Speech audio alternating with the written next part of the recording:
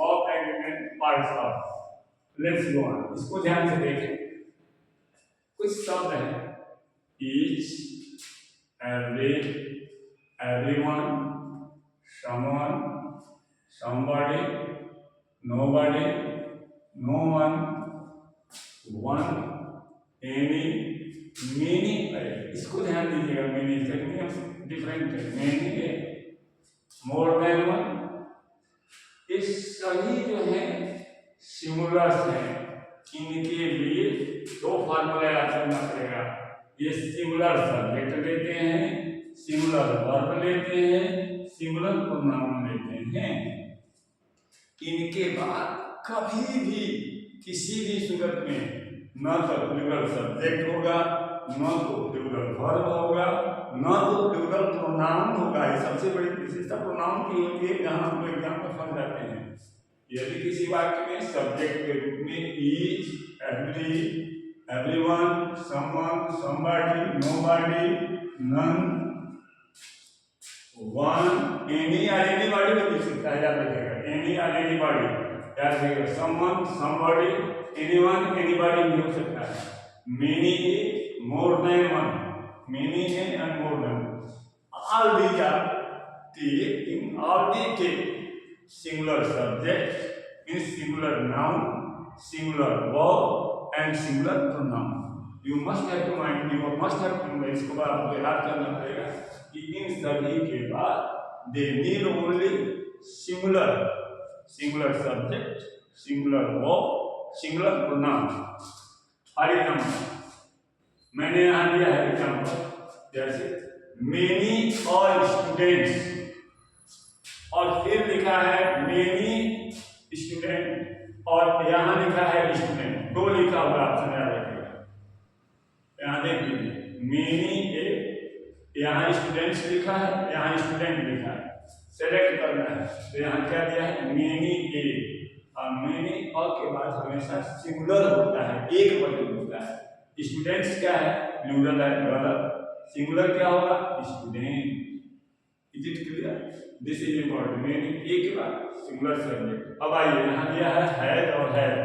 Had क्या है, singular है। हैड क्या है, प्लूरल है। तो प्लूरल गलत हो गया तो क्या सही होगा, हैड सिंगुलर। Not done. फिर देखिए प्रोनाउन के बारे में देखिए, डियर और हिज। डियर क्या है, हिज का पोजीशन का प्लूरल है, ये गलत हो जाएगा तो क्या हो जाएगा, his homework. Dear, my dear viewers, after each, every, everyone, someone, somebody, no one, nobody, anyone, anybody, anyone, many, more than one, they always take singular subject, singular verb and singular pronoun। इनके बाद हमेशा एक word याद रखिएगा, singular subject S, singular verb S भी, और singular pronoun S भी। ये तीनों यस यस करके याद कर लीजिएगा। जैसे यहाँ एक और एग्जांपल दी है, मोर देन वन। अब यहाँ दिया है मैन, मैन का प्लूरल मैन हो गया। अब हमें क्या चाहिए, मोर देन वन तो सिंगुलर चाहिए, तो करेक्ट आंसर क्या होगा, मैन। अब आइए वार दिया है, तो हमें क्या चाहिए, क्योंकि मोर देन वन दिया है तो सिंगुलर चाहिए, सिंगुलर के लिए क्या हो जाएगा, वाच। थर्ड, अब इसमें सबसे जरूरी जो मान है, यूज ऑफ मीनिंग। यदि मीनिंग की बात और दिया है तो सिंगुलर होगा। अब कंपटीशन में यह ध्यान दीजिएगा, मीनिंग की बात यदि और दिया है तो सिंगुलर, और मीनिंग के बाद और नहीं दिया है तो प्लूरल।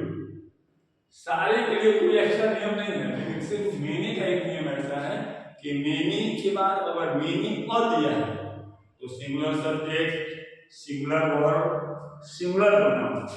लेकिन मीनिंग के बाद यदि और नहीं दिया है तो हमें प्लूरल सब कुछ होगा, प्लूरल सब्जेक्ट होगा, प्लूरल वर्ब होगा, प्लूरल प्रोनाउन होगा। कीप इन योर माइंड, इसे याद रखिएगा।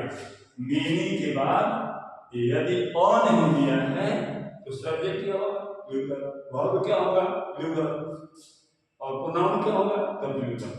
If after meaning A is given, it needs all the singular. If A is not given, खाली A को हटा दीजिए, A को रख दीजिए, सब सिंगुलर। एक को हटा दीजिए सब प्लूरल। अब जैसे मैंने यहाँ दिया है आपके सामने मेनी, अब देखिए यहाँ मेनी दिया है और यहाँ दिया है और नहीं दिया है, मेन दिया है मैन दिया है, तो मेनी सिर्फ दिया है और नहीं दिया है, क्या हो जाएगा मेन। आज प्लूरल हो जाएगा, प्लूरल हो जाएगा have come to attend the man. उसी तरह से सेकंड देखिए मेनी, मेनी के बाद यहाँ और दिया है, देखिए मेनी के बाद यहाँ और दिया है, तो और दिया है तो क्या हो जाएगा व्हाई, सिंगुलर क्या हो जाएगा हैज। नॉट डन, अब दियर नहीं होगा, क्या हो जाएगा ही होगा। यहाँ देखिए मेनी के बाद ए दिया है तो सब सिंगुलर हो गया, यहाँ देखिए मेनी के बाद और नहीं दिया तो सब सिंगुलर हो गया। I think it is clear. अब इसलिए यही याद करना है, मेनी एक वर्ड याद करना है, मेनी के बाद ये होगा तो सिंगुलर, नहीं होगा तो प्लूरल। That's all.